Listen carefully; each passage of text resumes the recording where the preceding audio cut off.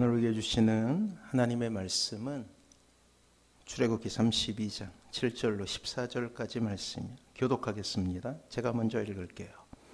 여호와께서 모세에게 이르시되 너는 내려가라. 내가 애굽 땅에서 인도하여 낸 내 백성이 부패하였도다.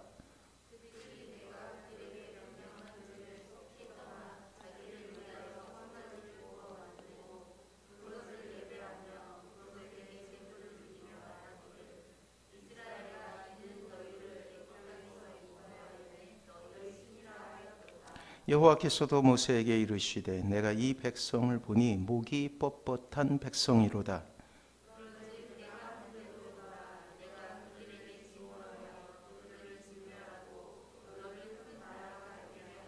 모세가 그의 하나님 여호와께 구하여 이르되 여호와여 어찌하여 그 큰 권능과 강한 손으로 애굽 땅에서 인도하여 내신 주의 백성에게 진노하시나이까.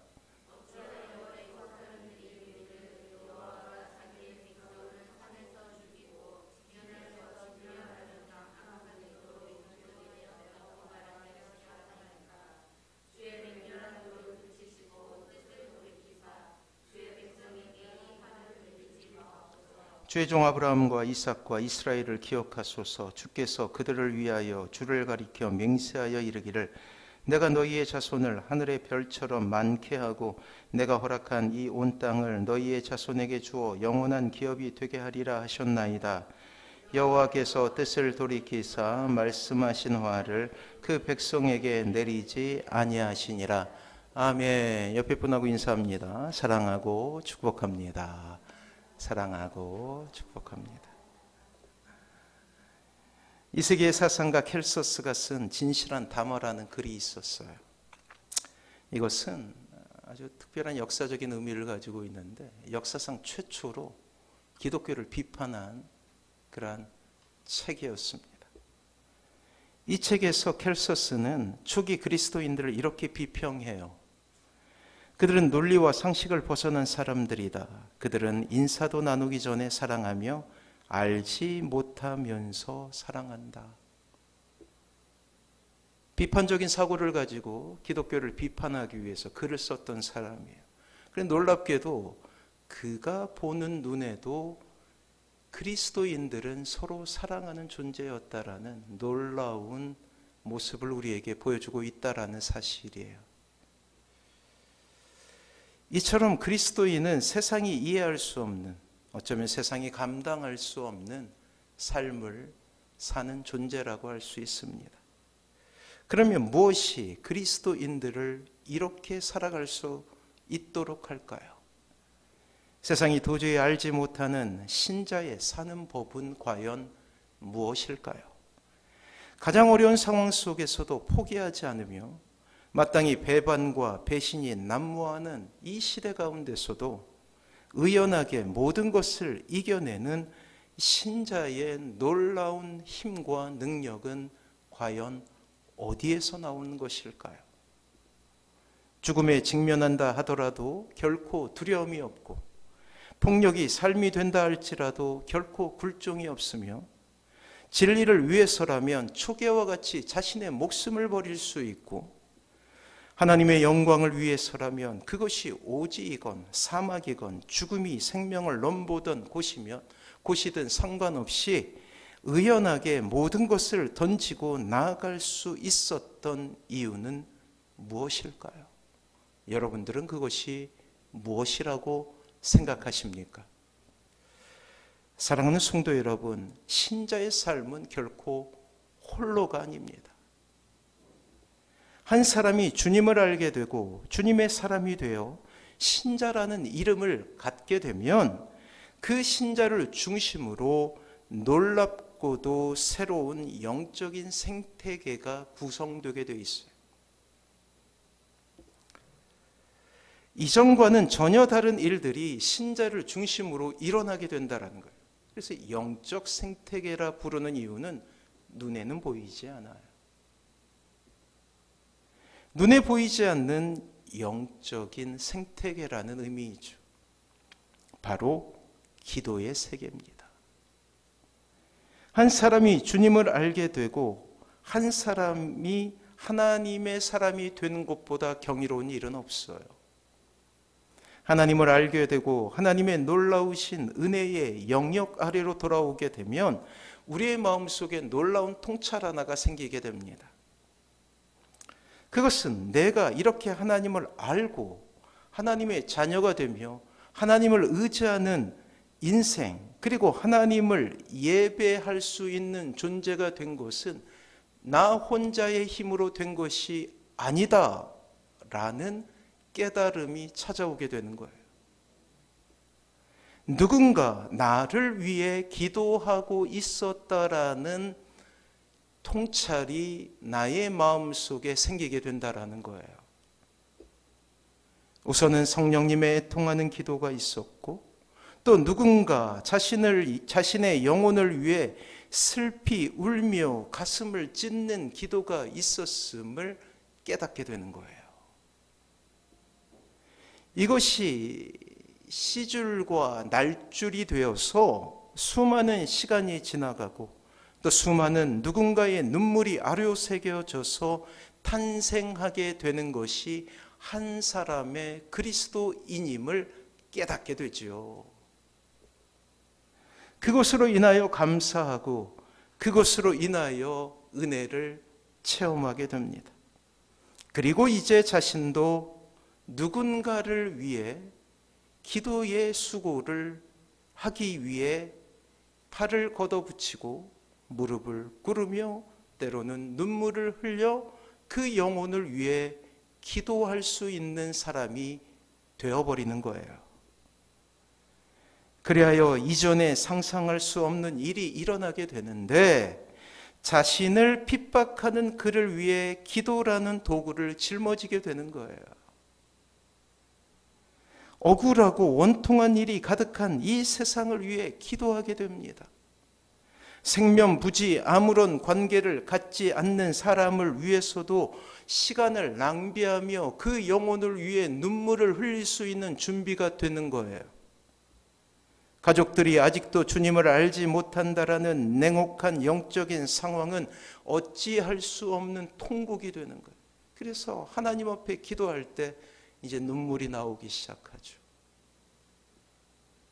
또한 부조리하고 정의롭지 못한 이 세상은 늘 기도의 제목이 되고, 위정자들이 최고 통수권자가 하나님을 두려워하는 인생이 되어달라라는 기도 역시 우리의 폐부를 끊는 심각한 통증이 되면서까지 우리는 기도하게 된다라는 거예요. 그리고 이 모든 것을 우리는 중보 기도라 부르게 됩니다. 오늘 우리는 한 위대한 중보 기도자를 만나게 되지요. 이 사람을 통하여 우리는 우리가 중보 기도의 시간을 보내고 또 누군가의 영혼을 위한 기도가 얼마나 위대한 시간이고 그러한 사랑을 내가 거저 받아왔음을 깨닫게 될 것입니다. 이 이야기는 출애굽한 이스라엘을 배경으로 하고 있어요.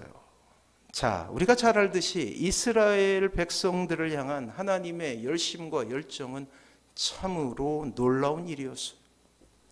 출애굽기라는 장대한 대하 드라마는 무려 400년을 아우르는 것이에요.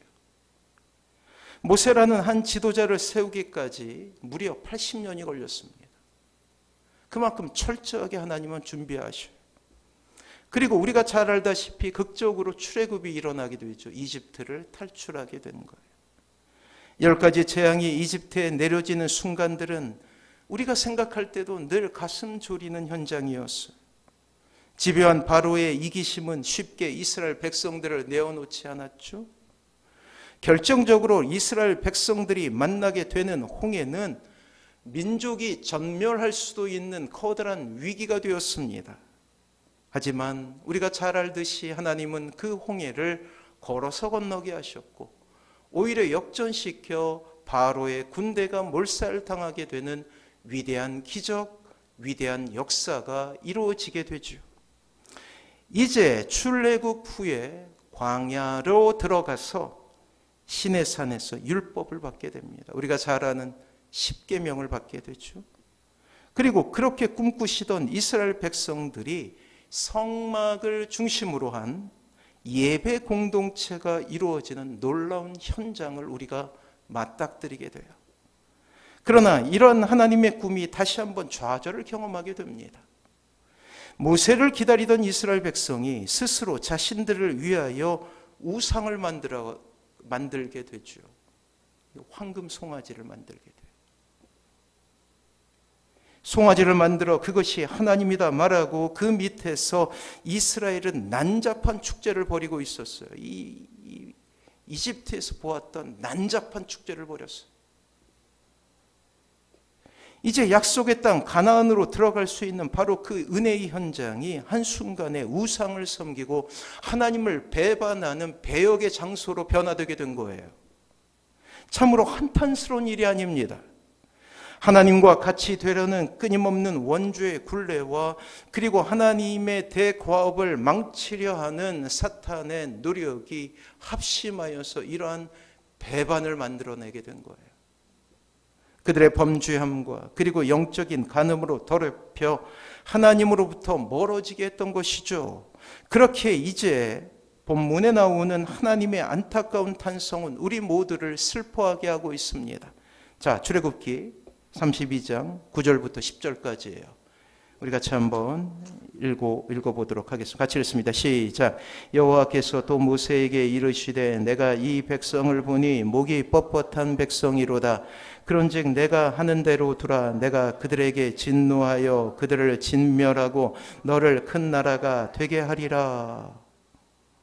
엄청난 말씀이 전해지죠.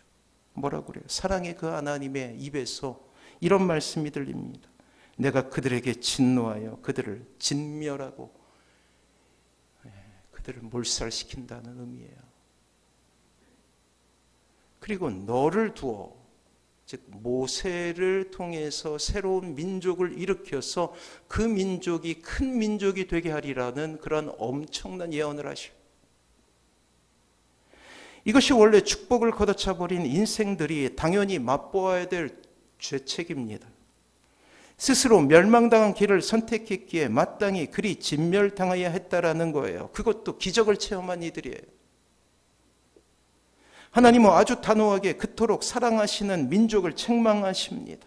죄악에 굴복하여 하나님을 모른다 선언하는 그들의 참혹한 죄악을 하나님의 정의의 성품은 가만 놔두지 못하셨어요. 염치 없는 이스라엘의 태도는 드디어 최악의 상황을 초래하게 되었습니다. 무려 400년 동안 계획을 하였다고요. 그리고 모세, 이 지도자 한 명 세우는데 80년이 걸렸어요. 이스라엘 백성들을 출애굽하기 위해서 10가지 재앙이 있는 그러한 과정들을 거치셨고 또한 홍해 바다를 마르게 하여서 그곳을 뚫고 건너게 하셨어요. 그럼에도 불구하고 그들이 하나님을 배반하게 된 거예요. 얼마나 우리가 가지고 있는 믿음의 기반이 약한지 오늘 우리는 이 이스라엘 백성들을 통하여서 깨닫게 되는 것이죠. 그러나 우리는 또 오늘 본문 말씀을 통해서 놀라운 장면을 보게 됩니다. 먼저 결론을 보도록 할게요. 이 이야기의 끝이 무엇인가? 14절이에요. 같이 한번 읽어봅니다. 시작. 여호와께서 뜻을 돌이키사 말씀하신 화를 그 백성에게 내리지 아니하시니라. 아멘. 그래요. 결국은 어떻게 됐어요? 이스라엘 백성들에게는 해피엔딩이 된 거예요. 과연 무슨 일이 있었기에 이 짧은 이야기 가운데 그러한 기적들이, 이러한 반전이 이루어질 수 있었을까요? 그렇습니다. 이것의 근본적인 이유는 하나님의 사랑이에요. 하나님의 오래 참으시는 사랑, 독생자를 주시기까지 사랑하시는 하나님의 모습으로 인하여서 이러한 기적이 일어나게 된 것입니다. 이전에 우리는 기억하고 있지 않습니까? 아담을 창조하시며 하나님께서 꾸셨던 꿈이 있죠. 그러나 좌절돼요. 누구를 통해서? 처음 사람 아담과 하와를 통해서. 근데 놀랍게도 하나님께서 하시는 일은 그들에게 가죽옷을 지어 입히셔요. 이 가죽옷은 나중에 예수님이 희생을 의미합니다. 그리고 육신의 죽음을 유보하십니다. 영적으로는 죽었지만 육신의 죽음을 유보하시어 정령 죽으리라 하시던 자신의 약속을 스스로 깨셔요. 살 길을 주시는 하나님의 은혜를 우리가 보았듯이 오늘도 자신의 약속을 스스로 깨시는 분은 하나님이셨어요. 사랑의 하나님이셨죠. 진멸당할 수 없는 이스라엘 백성에게 살 길이 열리게 되었습니다. 그래요. 그런데 또 다른 변수 하나를 우리는 오늘 본문을 통해서 확인하게 됩니다. 이러한 하나님의 사랑에 더불어서 우리는 이러한 놀라운 사랑의 역사가 일어날 수 있었던 이유, 중보 기도자가 이 땅에 필요한 이유, 중보 기도자가 여러분들의 가정에 필요한 이유, 사랑하는 자녀들에게 중보 기도자가 필요한 이유를 오늘 본문을 통해서 확인하게 된다는 거예요. 이스라엘에게 어떤 일이 있었기에 신실하심을 말씀하시는 하나님의 마음이 이토록 한 번에 바뀔 수 있었을까요? 오늘 우리는 이러한 하나님의 용서와 사랑을 알기 위해 또 다른 한 사람의 주목을 해야 합니다. 그 사람의 이름은 모세예요. 위대한 중보기도자 모세이죠. 그렇습니다. 멸절당할 수밖에 없었던 이스라엘 백성들에게는 중보기도자 모세가 있었다고요. 자, 오늘 우리는 죄악과 범죄를 홀로 감당하며 시대 앞에 선 외로운 중보기도자 모세를 발견하게 되죠. 물론 하나님의 용서를 포함한 이 모든 것이 하나님의 용인 아래 가능한 일이었어요. 하나님의 자비는 모든 것에 미리 앞서 이스라엘의 진멸을 막고 계시기 때문이죠. 자, 모세의 입장을 한번 우리가 생각해 보도록 할게요. 자, 하나님에 대한 체험은 하나님을 정확하게 볼 수 있는 눈을 가지게 합니다. 그래서 제가 늘 말씀드리지만 하나님을 알아야 합니다. 하나님을 아는 지식, 예수 그리스도를 아는 지식, 성령을 아는 지식을 강조하는 이유는 하나님을 알아야 하나님의 사랑을 체험할 수 있기 때문이에요. 근데 이 모세는 어느 누구보다 하나님에 대한 체험과 지식으로 가득 찬 사람이에요. 지금 온 이스라엘 백성의 목숨을 담보로 하는 이 기도가 얼마나 하나님께 불충한 것인지 알고 있었어요. 하나님을 알고 있기에 감히 할 수 없는 기도 가운데 그는 들어가게 됩니다. 그것은 하나님께서 이미 말씀하신 진멸에 대한 불순종이요 항거하는 것이기 때문이죠. 사랑하는 성도 여러분, 은혜가 깊으면 깊을수록 그 은혜는 정확한 하나님에 대한 지식을 줘요. 그래서 여러분들이 배우면 배울수록, 성경 공부를 하면 할수록, 또한 은혜를 경험하면 경험할수록, 기도의 체험을 하면 할수록 더욱더 하나님을 사랑하게 되는 거예요. 그리고 그렇게 하나님을 알게 되는 것이죠. 아, 이럴 때 내가 기도했더니 그래, 하나님은 이러한 분이셨어 라는 체험을 하게 되는 거예요. 그래서 이 모세에게 하나님을 아는 지식을 얻었기에 그는 결코 하나님 앞에서 자신의 의나 자신의 논리를 펼칠 수 없는 존재임을 깨닫고 있었다라는 거예요. 그저 순종만 할 수밖에 없는 존재임을 깨닫고 있었다라는 것이죠. 이 모세는 하나님께서 얼마나 사랑이 많으시고 또 하나님의 자비가 어떻게 이스라엘에게 미치고 있는가를 잘 아는 사람입니다. 또 반대로 하나님의 정의 또한 너무나 잘 알고 있었어요. 하나님이 사랑하시는 백성이지만 죄악 가운데 거한다면 마땅히 하나님은 진멸을 통해서 새로운 민족을 일으킬 수 있음을 그는 알고 있었다라는 사실이에요. 결코 악과 함께 하실 수 없는 하나님의 성품을 너무나 잘 알고 있습니다. 그렇게 하나님 앞에서는 어떠한 죄와 악이 함께 공존할 수 없음에 대해도 잘 알고 있었던 사람이라는 거예요. 아울러서 이와 함께 하나님은 결코 시건치 않는 분, 말을 바꾸지 않으시는 분이라는 것도 알고 있었다고요. 그러하기에 모세는 하나님을 너무 사랑하지만 또한 하나님을 두려워할 수밖에 없는 존재로 알고 있었던 것이죠. 그런 그가 생명을 걸고 하나님 앞에 나아가서 이스라엘의 진멸을 막고 있었다라는 거예요. 하나님이 두려운데 그 연약한 무릎을 꿇어 기도하기 시작합니다. 놀라운 것은 이러한 그의 기도를 하나님께서 응답하셨다라는 거예요. 자신의 뜻을 돌이켜 서셨다고 성경은 말씀하고 계십니다. 14절 같이 한번 읽어볼까요? 시작. 여호와께서 뜻을 돌이키사 말씀하신 화를 그 백성에게 내리지 아니하고. 그래요. 11절 같이 한번 읽어볼까요? 그의 기도의 제목은 이러했어요. 같이 읽습니다. 시작. 모세가 그의 하나님 여호와께 구하여 이르되 여호와여 어찌하여 그 큰 권능과 강한 손으로 애굽 땅에서 인도하여 내신 주의 백성에게 진도하시니까. 12절 같이 한번 읽어볼까요? 시작. 어찌하여 애굽 사람들이 이르기를 여호와가 자기의 백성을 죽이고 지면에서 진멸하려는 악한 의도로 인도해 내었다고 말하게 하시려 하나이까. 주의 맹렬한 노를 그치시고 뜻을 돌이키사 주의 백성에게 이 화를 내리지 마옵소서. 아주 단호한 기도가 우리에게 들리잖아요. 하나님을 향하여. 누구를 향하여서? 하나님을 향하여서 말이에요. 놀랍게도 하나님은 이 기도를 들으시고 뜻을 돌이키셔요. 우상을 섬겼던 그들에게, 난잡한 축제를 즐겼던 그들에게 말이에요.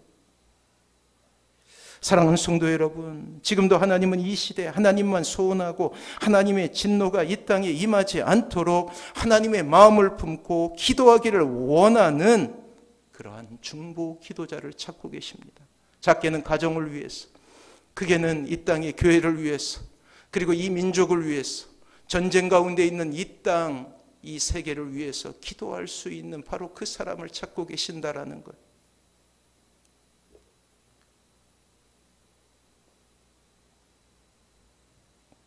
이 시대는 더욱 악으로 치달아가게 될 것입니다. 왜요? 말세이기 때문이에요. 시간이 얼마 남지 않았어요.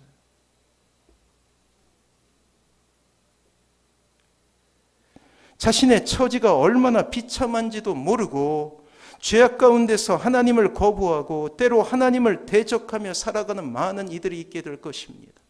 그리고 그 시험 때는 코로나19였어요. 이 땅에 신앙을 가지고 있다라고 여겨졌던 수많은 사람들이 다시금 세상으로 돌아가게 되었다란 말이에요. 제가 섬겼던 이 광주에 있는 교회가 있습니다. 코로나19를 경험하면서 거의 1000명이 세상으로 돌아갔어요. 1000명이. 아울러 그 하나님을 향한 대적은 더욱더 조직적으로 이어져서 도시 전체가, 나라 전체가 하나님을 대적하는 것으로 나타나게 될 거예요. 사랑하는 성도 여러분, 그들에게 소망이 있습니까? 스스로 죄악으로 치달아가는 인생을 살아가지만 그들의 마음속에 복음이 없기에 결코 자신의 잘못을 시인할 줄도, 또한 자신에게 임하게 되는 저주도 알지 못하는 것이 이 세상의 형편입니다. 사랑하는 성도 여러분, 안타깝지만 사랑하는 여러분들의 가족 중에도 아직도 주님을 알지 못하는 사람들이 있음을 여러분들은 깨달아야 되는 거예요.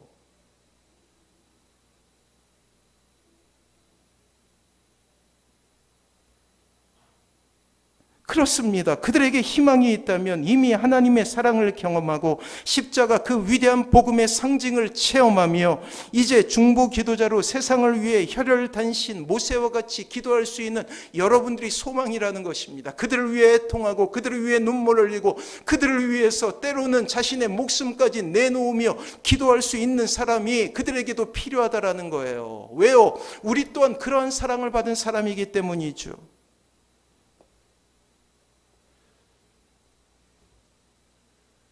저희 어머니가 이제 오래전에 하늘나라에 가셨어요. 가시고 나니까 경험하게 되는 것이 무엇이냐. 저는 그때 목사였습니다. 하늘나라에 가셨는데 어떤 마음이 드냐면 세상 하나가 무너진 것 같아요. 곰곰이 생각해 보니까 나를 위해, 이 부족한 저를 위해서 사심없이 목숨을 내어놓고 기도할 수 있었던 분은 저희 어머니밖에 없었던 거예요. 물론 하늘에서도 기도하시겠지만. 그래서 제가 그때 느낀 것은 무엇이냐면, 내가 잘나서 목사 된 것이 아니구나. 수많은 어머니의 눈물이 있었고, 애통하는 눈물이 있었고, 새벽을 깨우며 이 자식, 이 못난 자식을 위해서 기도하셨던 그 어머니 때문이었구나라는 것을 안타깝게도 돌아가시고 난 후에야 깨닫게 된 거예요. 이 자식은 이렇게 몰염치예요. 목사가 되었는데도 깨닫지 못했어요. 그리고 돌아가시고 난 후에야 깨닫게 되는 참으로 불충, 불효를 가지고 살아갔던 것이죠. 사랑하는 성도 여러분, 우리는 결코 홀로 이 세상을 사는 사람이 아닙니다. 지금 이 순간에도 누군가 여러분들을 위해서 기도하고 있어요. 그 모든 고난을 이길 힘을 달라고 그들의 기도는 우리가 일어나는 데 힘이 되었으며, 그들이 흘리는 눈물은 조금씩 우리의 마음을 녹여 드디어 부인할 수 없는 하나님의 사랑을 고백하는 데 이르게 된 것이죠. 그리고 이 사랑을 이미 받게 된 우리를 다시금 중보라는 그 아름다운 자리로 우리를 몰아가고 있음을 또한 우리는 부인할 수 없다라는 거예요. 그 사랑을 받았으면 이제 기도하는 자리에 서야 된다라는 거예요. 사랑하는 성도 여러분, 부탁드립니다. 여러분의 식어진 기도의 화로에 불을 지피십시오. 여러분의 차고 냉랭한 가슴에 하나님의 은혜를 채워 넣으십시오. 우리 주변에는 기도의 빛을 이미 진 우리가 기도해야 될 사람들이 많이 있어요. 슬픈 그들의 탄식은 우리가 왜 기도해야 알려주는 경고의 나팔 아닙니까? 지금도 이 순간에도 저 먼 이국 땅 우크라이나와 또한 팔레스타인 가자 지구에는 수많은 어린이들이 죽고 있어요. 전쟁 가운데서. 고통받고 있는 이 땅, 민주주의가 훼손되고 연약한 이들이 죽어가는 이 죄악의 땅은 늘 우리가 기도해야 될 기도의 제목 아닙니까? 망함으로 심판으로 가득한 이 세상은 중보가 아니고는 하루도 연장할 수 없는 참혹한 죄악으로 가득 차 있다라는 거예요. 사랑하는 자녀들이 살아가게 될 그 이 땅의 형편은 더욱더 처참한 모습으로 서 있을 것입니다. 또한 아직도 우리 주변에는 너무나 많은 사람들이 주님을 알지 못하죠. 교회의 문턱을 넘고 교회 신자로 등록하고 매주일 교회를 나간다고 해서도 안심할 수가 없습니다. 거짓 평화와 안정감으로 심판을 보게 될 우리 주변에 많은 사람들이 있음을 우리는 보게 되는 것이죠. 또 하나님이 필요한 사람들, 그들의 다친 마음을 얻고 또한 열기 위해서 최선을 다해 우리는 기도해야 합니다. 우리의 주어진 시간이 그리 많지 않음을 우리는 너무나 잘 알고 있었다라는 거예요. 사랑하는 성도 여러분, 말씀드렸습니다. 어머니가 돌아가신 후에야 그 사랑을 깨닫게 되었다고요. 많지 않습니다. 내일이 없다고 생각하며 우리는 기도해야 합니다. 솟아오르는 긍휼의 마음이 여러분들의 기도를 돕게 될 거예요. 사랑하는 성도 여러분, 신자는 하나님께로부터 공급되는 한일 양식을 얻고 사는 사람이에요. 때문에 여러분들이 누군가를 위해 기도하는 것은 놀라운 일이에요. 왜냐하면 누군가를 위해 기도하지만 그 기도는 결국 나를 위한 기도가 되기 때문이에요. 자, 여러분의 그 간절한 기도로 여러분은 더욱더 하나님을 의지하는 사람이 됩니다. 누군가를 위한 애통의 눈물을 하나님은 여러분들이 드리는 거룩한 제사로 받아주신다라는 거예요. 그냥 소모되는 일, 낭비되는 일이 아니라는 거예요. 여러분들의 영혼이 사는 길이죠. 더욱더 풍성해지는 삶이죠. 눈물은 우리가 드리는 가장 아름다운 제물이 되고 예물이 될 것입니다. 그리고 여러분은 하나님께서 내려주시는 놀라운 평안 가운데로 들어가게 될 거예요. 자, 권면합니다. 기도하지 않는 것만큼 위험천만한 인생은 없습니다. 기도하지 않는 신자는 거의 죽은 것과 방불하죠. 기도로 나아갈 수 있어야 합니다.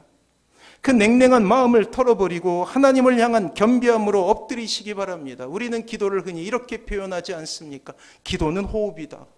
기도를 멈추면 호흡을 멈추는 것과 같다라는 의미예요. 우리가 살 길이 거기 있습니다. 사랑하는 성도 여러분, 매 순간 하늘로부터 부어지는 은혜와 능력 없이 이 험난한 세상을 우리가 살아갈 수 있을까요? 사랑하는 자녀 여러분, 그렇게 살아갈 수 있을까요?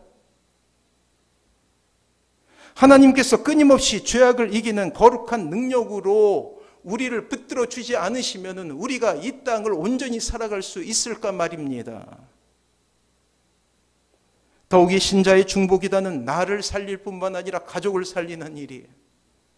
여러분들의 가정을 살리는 유일한 묘수입니다. 안 돼, 해보셨잖아요. 안 돼요, 안 돼. 기도밖에 방법이 없습니다. 기도의 안경으로 보면 우리 중 그 어떤 누구도 홀로 살아온 사람이 없다라는 거예요. 누군가 날 위해 기도했고 특별히 성령님의 기도가 있었어요. 말할 수 없는 탄식으로 나를 위해서 기도하셨던 성령님의 수고가 있었다고요. 모두 누군가의 기도로, 누군가의 중보로 주님을 알게 되고 주님을 믿게 된 것입니다. 하나님께서 이 땅에 신자를 부르시고 그리스도인이 되게 하신 것은 그 의미가 단순한 친목의 관계가 아니에요. 여러분들이 다니고 있는 곳이 어디입니까? 교회죠. 교회는 교인들의 모임이라는 뜻이에요.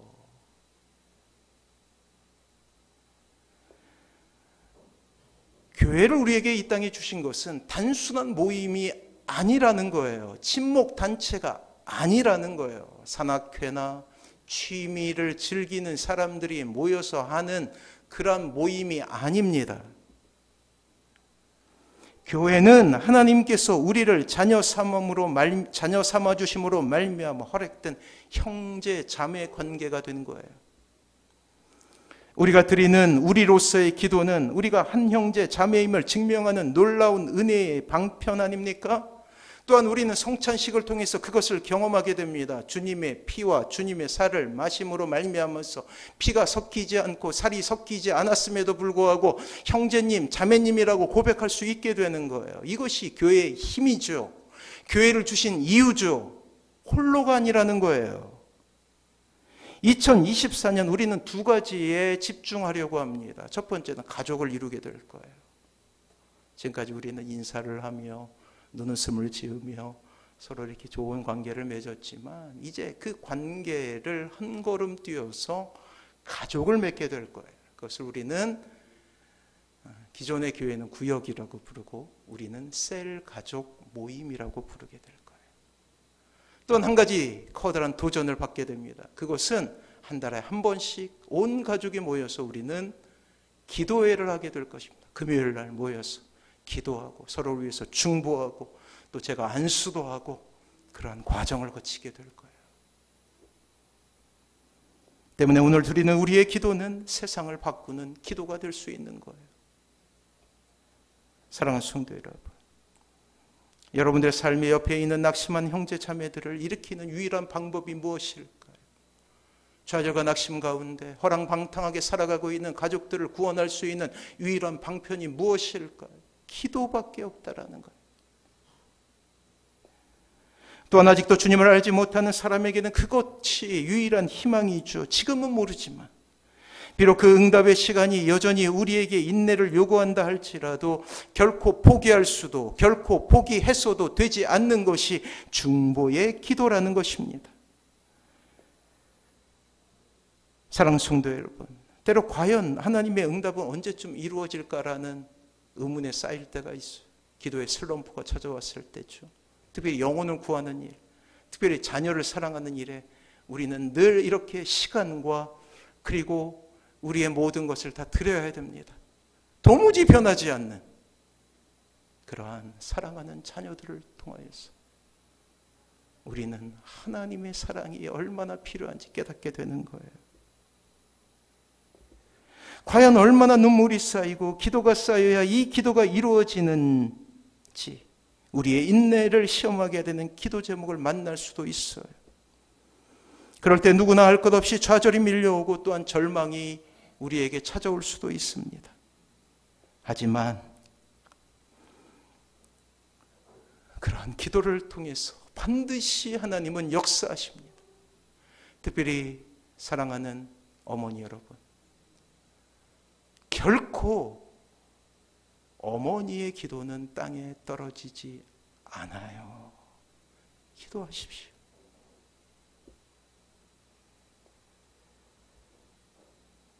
그때 기억하십시오.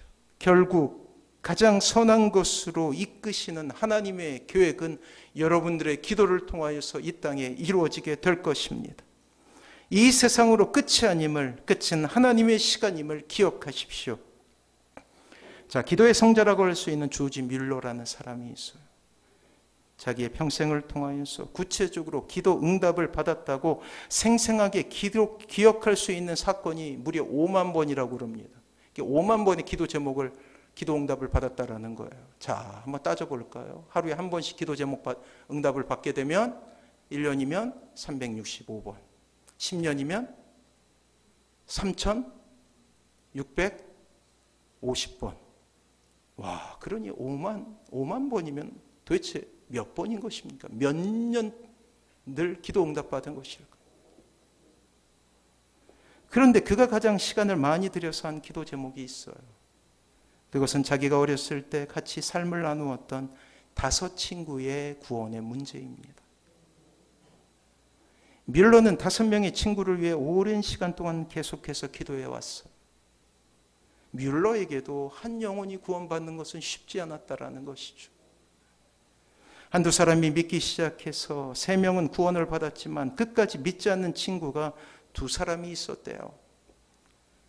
뮬러는 이 2 친구를 위해 자신의 삶이 이제 다한 것을 깨닫고 얼마나 기도한지 모릅니다. 무려 52년 동안 기도했대요. 그들의 구원을 위해서 기도했지만 헛수고였어요. 이제 노년이 되어 병석에 누운 뮬러는 서서히 자기의 인생의 마지막 날이 다가온 것을 깨닫게 되죠. 어느 날 그는 자기 인생의 마지막 남은 힘을 가지고 사랑했던 그 교회 앞에서 마지막으로 설교하기 시작합니다.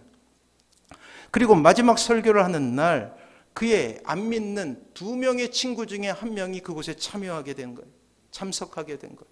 그리고 그가 그 마지막 설교를 듣고 놀랍게도 회심하여 주님을 믿는 사람이 됩니다. 그러나 안타깝게도 한 친구는 구원을 보지 못하고, 한 친구의 구원을 보지 못하고 뮬러는 세상을 떠나게 되죠. 그때까지 안 믿고 있는 친구가 뮬러의 죽음의 소식을 듣게 됩니다. 그리고 그 친구는 뮬러가 자기를 위해 무려 52년간을 기도했다라는 소식을 듣게 돼요. 그제서야 듣게 됩니다.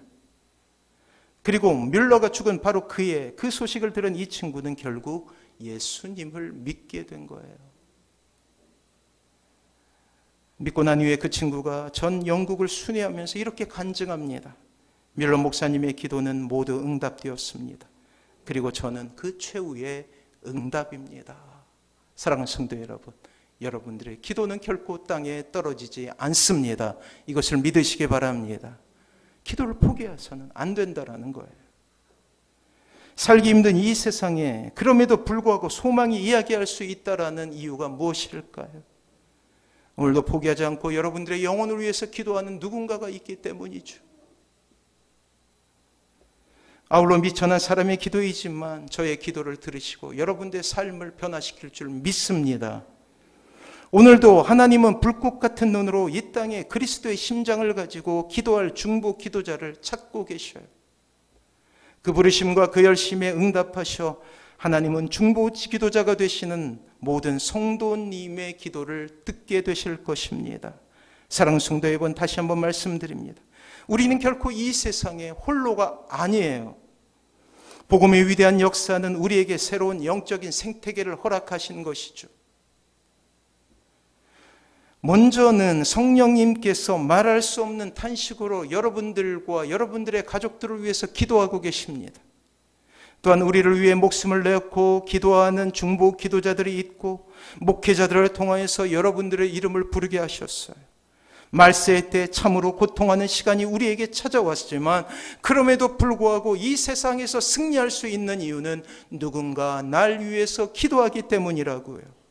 사랑하는 성도 여러분, 신자는 먹구름이 가득 차 이 세상이 어둠에 삼켜버린다 할지라도 그 먹구름 너머에 있는 태양을 볼 수 있는 사람입니다. 왜요? 기도하는 존재이기 때문이에요.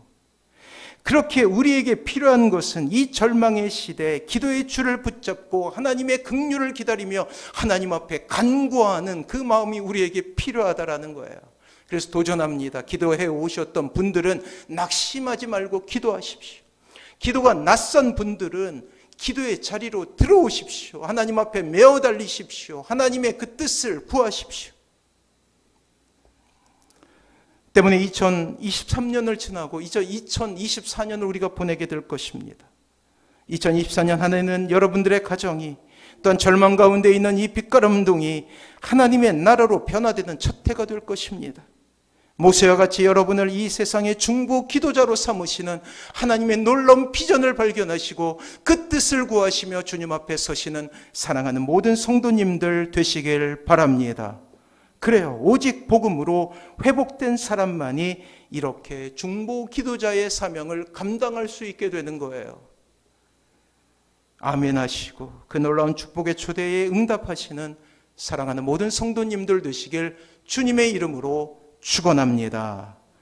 우리 찬양하고 같이 결단하여 기도하도록 할게요. 다시 복음으로.